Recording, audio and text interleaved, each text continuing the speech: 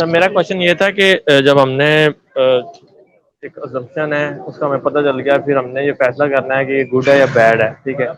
तो वो जो डिसीजन है वो उसकी यार्ड स्टिक क्या है, यानी हमें कैसे पता चलेगा? वरना तो यानी एक बंदा है जो उसने अज्यूम किया हुआ है या जो उसका एक सोशली उसने ऑब्जर्व किया, उसे वही ठीक लगता है कि यार ये ऐसे करोगे तो ऐसे होता है, ये बंदा जिंदगी में ये कर रहा है, यहाँ होता है, ठीक है। या आप अपने बारे में देखते हो तो आपको तो वो चीज़ें गुड ही लग रही होती हैं। तो वो यार्ड स्टिक क्या है, वो हमें कैसे पता चलेगा, यानी वो स्टैंडर्ड क्या है जिसपे हम माप के जान सकते हैं कि ये अच्छी है या ये बुरी है?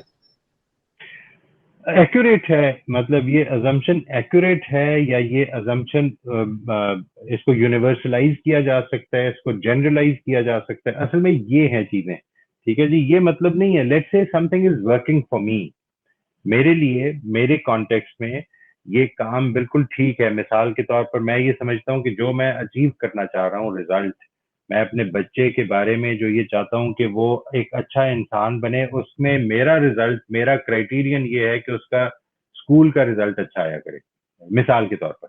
और मैं जो कुछ कर रहा हूँ उससे वो अचीव हो रहा है, तो मैं ऑब्वियसली अब जो चीज इंपॉर्टेंट हो जाएगी मेरे लिए वो ये जज करना है कि जो मैंने टारगेट रखा हुआ है वो ठीक भी है या नहीं है।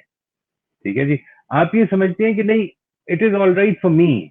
असल में जो आदमी ये कह रहा है कि it is all right for me, वो बेसिकली वो इस पर गौर करने को तैयार नहीं है। ठीक है जी, कि मैं आई वुड लाइक टू वो क्रिटिकल रिफ्लेक्शन करने के लिए आमादा नहीं है।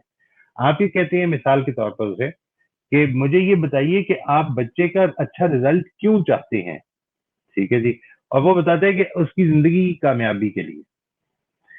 अच्छा, अगर अगर ये बात सही है तो फिर इसका मतलब है कि हर अच्छे रिजल्ट के बच्चे जो हैं उनको जिंदगी में कामयाब होना चाहिए, क्या ये वो कह रहा है?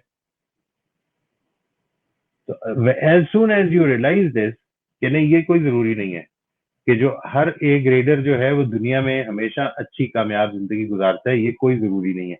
तो अब आपकी वो जो अजम्पशन है वो चैलेंज होनी शुरू हो गई है।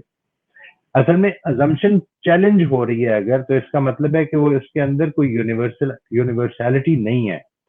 इफ एक आदमी फिर भी ये कहता है कि नहीं मैं मुतमईन हूँ, तो ठीक है, उसको तो कुछ नहीं किया जा सकता। यानी मैं तो उन लोगों की बात कर रहा हूँ जी कि जो who would like to reconsider their ideas and make them more appropriate.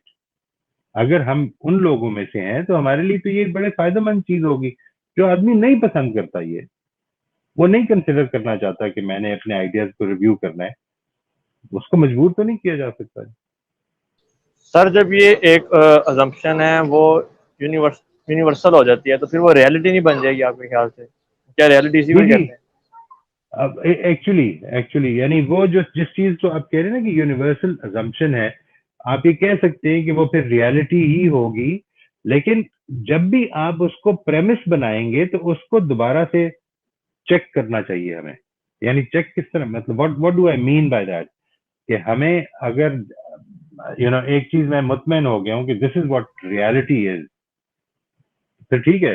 लेकिन जिस चीज को मैं रियलिटी समझ रहा हूँ अगर वहां पर किसी और से मुझे इख्तलाफ हो गया, अब now the door has to be open कि मैं इस पर दोबारा गौर करूं और मिलके उस पर गौर करते हैं, देखते हैं कि असल फिर रियलिटी क्या है।